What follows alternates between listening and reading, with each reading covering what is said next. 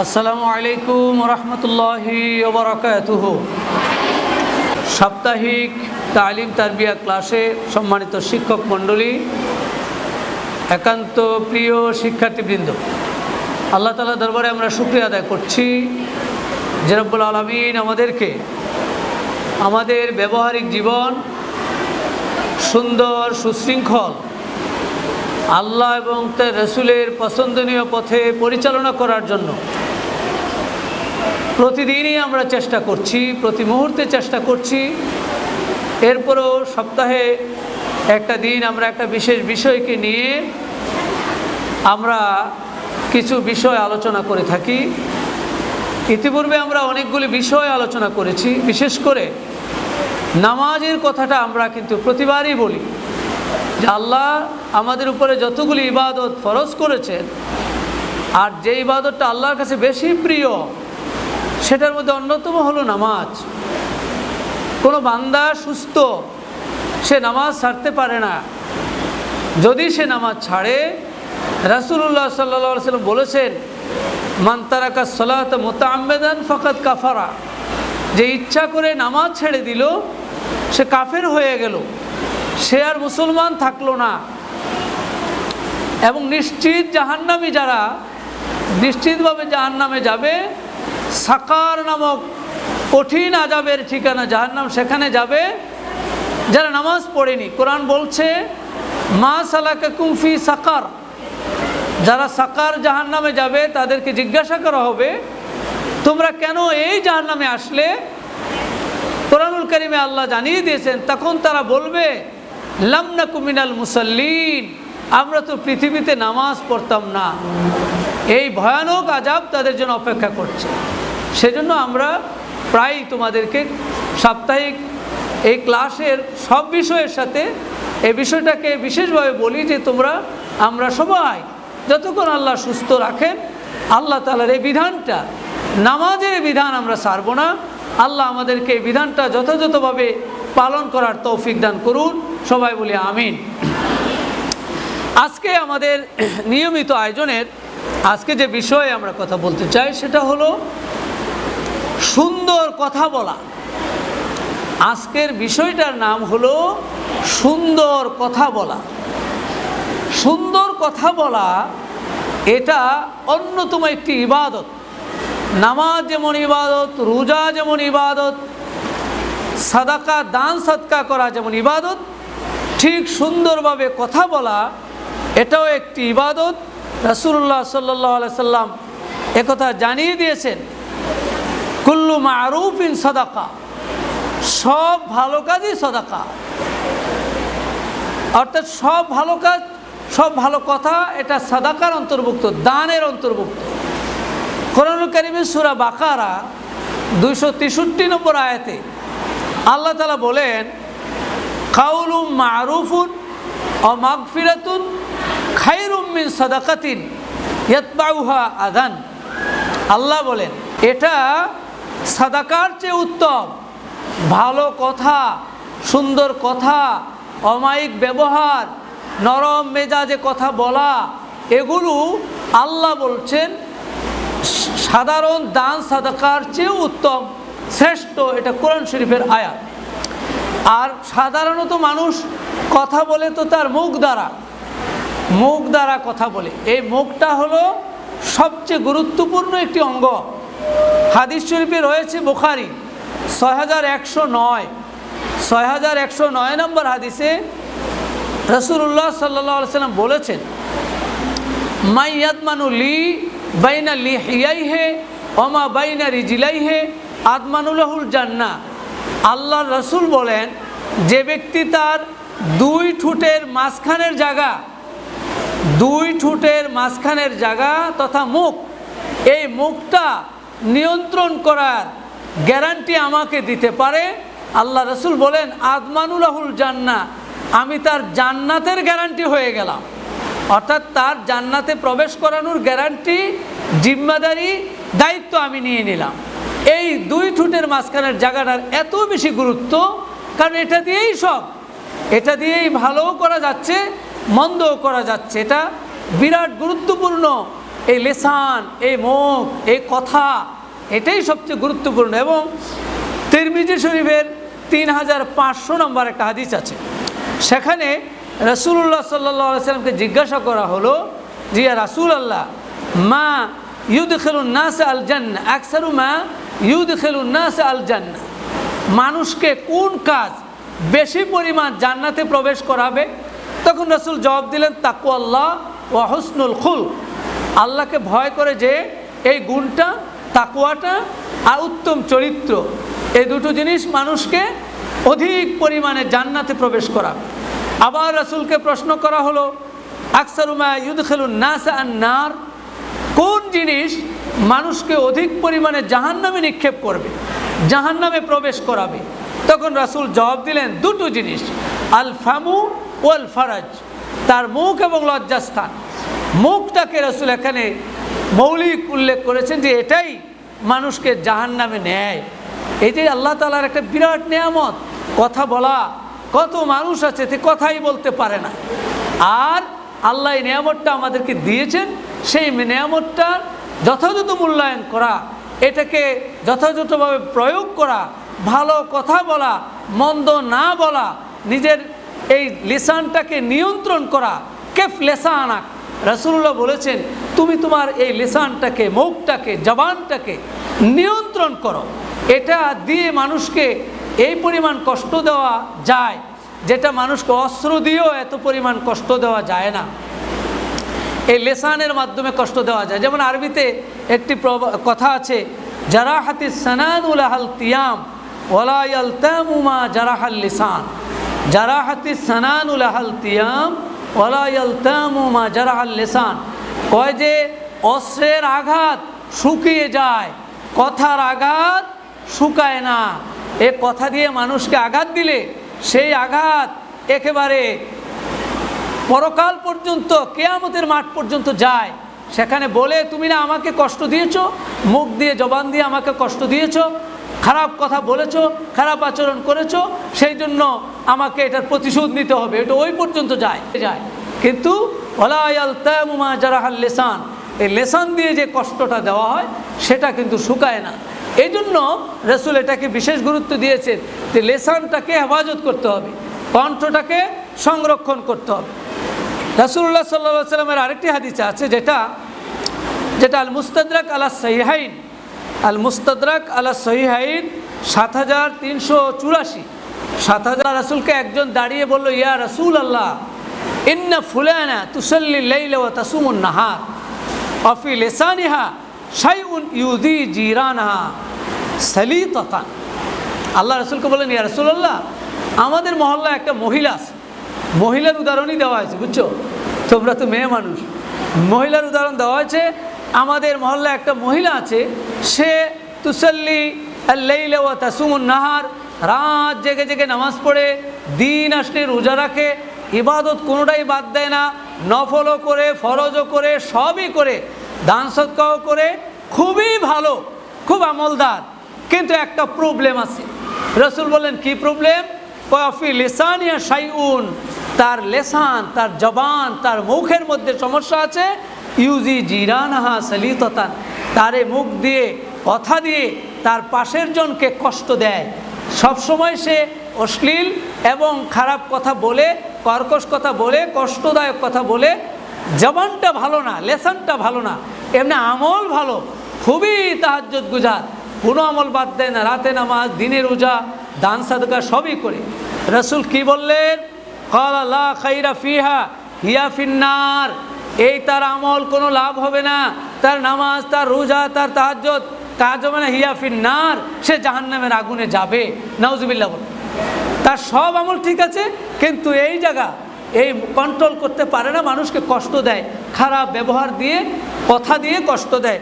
রাসূল ঘোষণা দিয়ে দিলেন হিয়া ফিন্নার, সে জাহান্নামে যাবে।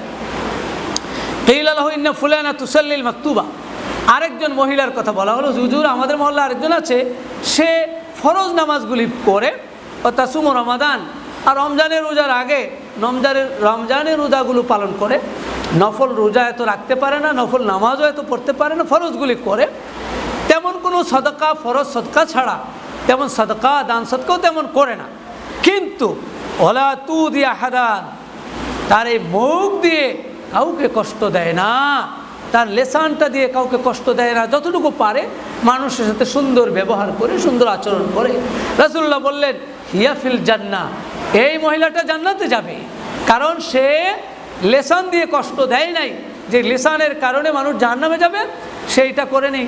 ইবাদত হয়তো সব করতে পারেনি, ইবাদত একটু কম করেছে, ফরজগুলি ঠিকমতো করেছে, নফল করতে পারেনি, দান সদকা এত কিছু পারেনি, এত ভালো কাজ করতে পারেনি, কিন্তু তার লেসান ভালো, জবান দিয়ে মানুষকে কষ্ট দেয় নাই, জবানটা সুন্দর, মানুষের সাথে যতটুকু পারে ভালো আচরণ করে। রাসূলুল্লাহ বললেন হিয়া ফিল জান্নাহ, সে জান্নাতে চলে যাবে। এই হাদিস আমাদেরকে মৌলিক একটা বিষয় মেসেজ দিয়ে দেয় যে আমার ইবাদত যত হোক, আমল যত সুন্দর হোক, যাই হোক, কিন্তু জবান দিয়ে যদি আমি মানুষকে কষ্ট দিয়ে থাকি তাহলে সেই কষ্ট কিন্তু শুকাবে না। সেই কষ্ট মানুষের হক নষ্ট হলো, তার ইজ্জত নষ্ট হলো, এটার কোনো ক্ষমা নেই, জাহান্নাম পর্যন্ত না যাওয়া পর্যন্ত ক্ষমা নেই, কিয়ামতের মাঠেও এটা ধরা পড়বে। সেই জন্য এটা একটা গুরুত্বপূর্ণ, আমরা অনেক সময় এটাকে এত গুরুত্ব দেই না। একজনকে বলে দিলাম একটা কথা, বলে দিলাম একটা কষ্টদায়ক শব্দ উচ্চারণ করে দিলাম, নিজেকে নিয়ন্ত্রণ করার চেষ্টা করি না, এটা খুবই ক্ষতিকর। আমরা হাদিসে যা পেলাম, এজন্য মানুষের সাথে বলতে হবে সুন্দর কথা।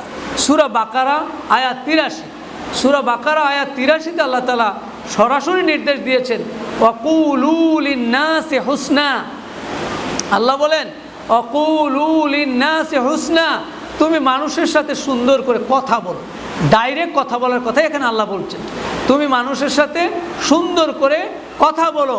এই কথাটা হৃদয় আকৃষ্ট করে, মানুষের কথায়, মানুষের ভাষায়, মানুষের ব্যবহারে তার হৃদয় আকৃষ্ট করে আবেগ তৈরি হয়ে যায়। অনেক সময় আমরা দেখি খাওয়া দাওয়ায়ও কিন্তু মানুষকে খুশি করানো যায় না। একটা খানা দিয়েছেন, হয়তো এক আইটেম একটু কম হয়েছে, এটারই সমালোচনা শুরু হয়ে যায়, যতই খাওয়ান, কিন্তু তার কথা দিয়ে মানুষকে খুশি করানো যায়, এতে পয়সা খুব বেশি খরচ হয় না। কিন্তু এটাকে আল্লাহ সরাসরি বলেছেন ওয়াকুলু লিন-নাসি হুসনা, চেষ্টা করবে মানুষের সাথে সুন্দর কথা বলার জন্য। আল্লাহ রসুল সাল্লাল্লাহু আলাইহি সাল্লামকে লক্ষ্য করে আল্লাহ সূরা আলে ইমরানের 159, সূরা আলে ইমরান 159 নম্বর আয়াতে আল্লাহ তাআলা রসুলকে বলছেন ফাবিমা রাহমাতিম মিনাল্লাহি লিনতা লাহুম ওয়ালাউ কুনতা ফাজ্জান গালিজাল কলবি লানফাদ্দু মিন হাওলিক। আল্লাহ বলতেছেন নবী, আপনার হৃদয়ে আমি মায়া দিয়েছি, দয়া দিয়েছি, সে কারণে আপনি মানুষের প্রতি সুন্দর আচরণ করেন, নরম আচরণ করেন, ভালো আচরণ করেন, মানুষকে কষ্ট দেন না। ওয়ালাউ কুনতা ফাজ্জান গালিজাল কলব লানফাদ্দু মিন হাওলিক, আপনি যদি কঠোর হতেন, কর্কশ হতেন এবং কঠিন আচরণ করতেন, খারাপ ব্যবহার করতেন, তাহলে লানফাদ্দু মিন হাওলিক, এই মানুষগুলো আপনার কাছে আসতো না। আপনার কাছে এসে ভালোবাসা পায়, মায়া পায়, দরদ পায়, দয়া পায়, কোমল আচরণ পায়, এজন্য তারা আপনার কাছে আসে। আপনি কর্কশ হলে আপনার কাছে কেউ আসতো না। এটা রাসূলকে আল্লাহ বলছেন। রাসূলুল্লাহ সাল্লাল্লাহু আলাইহি ওয়াসাল্লাম এমনিতেই তো তিনি নরম ছিলেন, এমনিতেই মানুষের সাথে সুন্দর আচরণ করতেন, এরপরেও আল্লাহ তাআলা এটা সতর্ক করেছেন যে এরকম বিরূপ আচরণ করলে মানুষ কিন্তু আসবে না। এটা পৃথিবীতে আমরা স্পষ্টই দেখি, এটা একেবারে বাস্তব সত্য কথা। আমরা সব ক্ষেত্রেই দেখি, শিক্ষকদের ক্ষেত্রে দেখি, স্টুডেন্টদের ক্ষেত্রে দেখি, পরিবারে দেখি, বাবা মার ক্ষেত্রে দেখি, এটা দুনিয়ার বাস্তব জীবনেও আমরা লক্ষ্য করি। এটা সব ক্ষেত্রেই, একেবারে ব্যক্তি, পরিবার, সমাজ, রাষ্ট্র, সর্বত্রই এই প্রবলেমটা আছে, সর্বত্রই প্রবলেম আছে। আচরণ যার ভালো তার কাছেই মানুষ আসে, আর আচরণ যার খারাপ তার কাছে মানুষ যায় না, এটাই বাস্তব। আমরা সকলেই এটার লালন করতে চেষ্টা করি। এরপরে সূরা নিসা 86 নম্বর আয়াতে, সূরা নিসা 86 নম্বর আয়াতে আল্লাহ একটা কথা বলেছেন ওয়া ইযা হুয়িতুম বিতাহিয়াতিন ফাহাইয়ু বিআহসানা মিনহা আও রুদ্দুহা। আল্লাহ বলছেন তোমাকে যদি কেউ অভিবাদন জানায়, শুভেচ্ছা জানায়, তোমাকে যদি কেউ শুভেচ্ছা জানায় তাহলে তুমি তার শুভেচ্ছার জবাব তার মতো দিও, অথবা তার শুভেচ্ছার জবাব তার চেয়ে ভালোভাবে দিও, অথবা তার মতো দিও।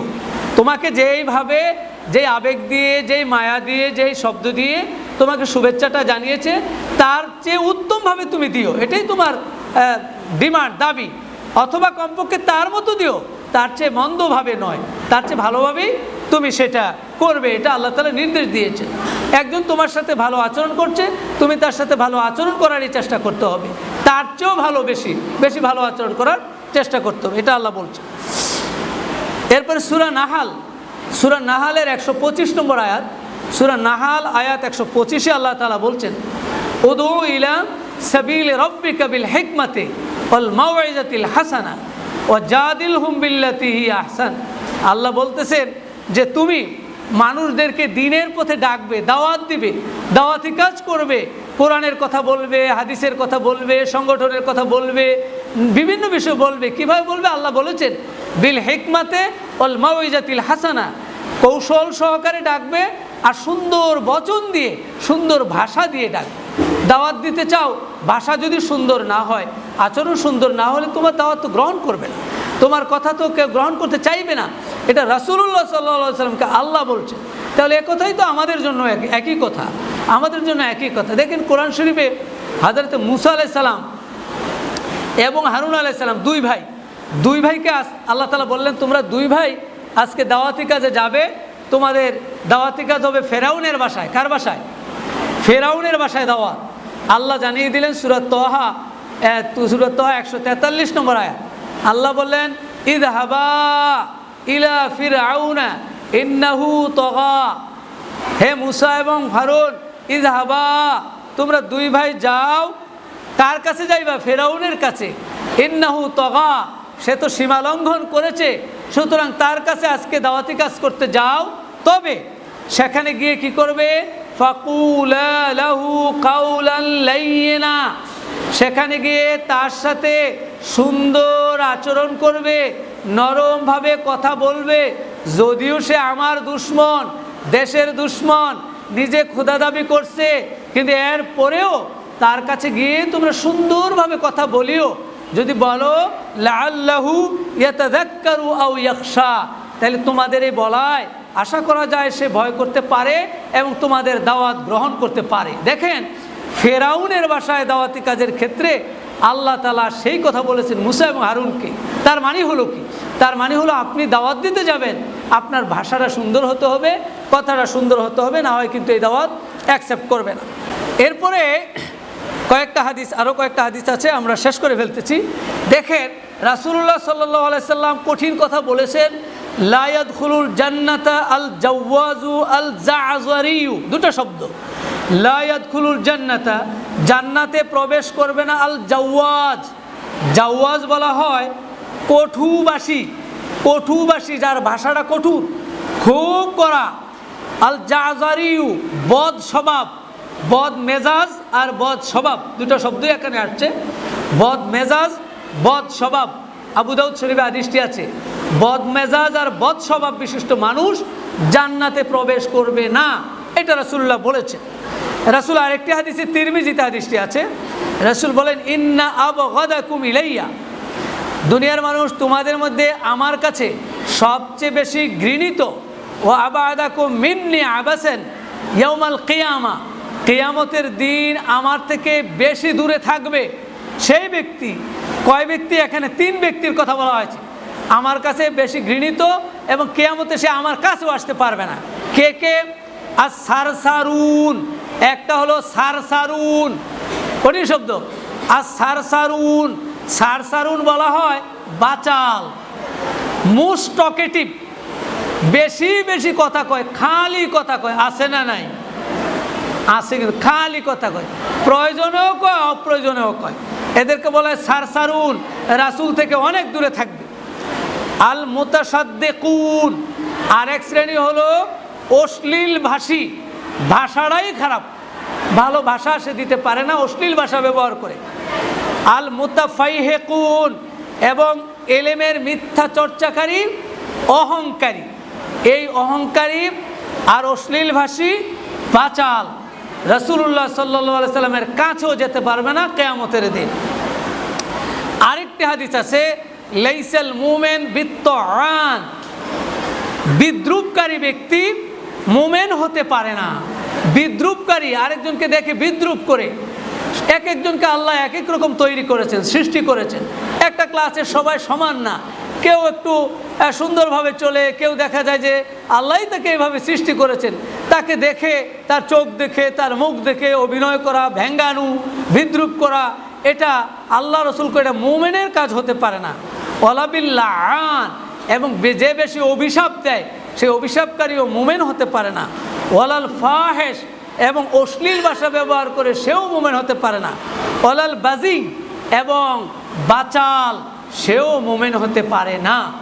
সেজন্য আজকে আমরা যে বিষয়টা বললাম, কথা, সুন্দর কথা বলা, মানুষের কাছে হৃদয়গ্রাহী উপস্থাপনা পেশ করা এবং কঠোরতা পরিহার করা, কর্কশ ভাষা পরিহার করা।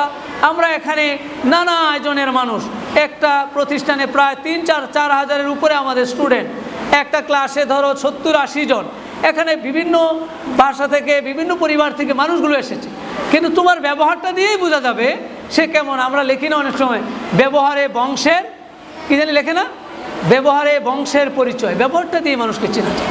এটা রাসূলুল্লাহ সাল্লাল্লাহু আলাইহি ওয়াসাল্লাম এত গুরুত্ব দিয়েছেন, কোরআন এটাকে বেশি গুরুত্ব দিয়েছে। আসুন আমরা সবাই সিদ্ধান্ত নেই, আমাদের সাধ্য মতো মানুষকে আমার লিসান দিয়ে কষ্ট দেওয়া থেকে বিরত থাকব, যতটুকু পারি সুন্দর কথা বলবো। রাসূলুল্লাহ সাল্লাল্লাহু আলাইহি ওয়াসাল্লাম বলেছেন যে একটা কথা, এই হাদিসটার একটা হাদিসে আছে, রাসূলুল্লাহ সাল্লাল্লাহু আলাইহি ওয়াসাল্লাম বলেছেন, রাসূলুল্লাহ সাল্লাল্লাহু আলাইহি ওয়াসাল্লাম বলেছেন যে তুমি তোমার ভাইয়ের সাথে কই যে হাদিসটা,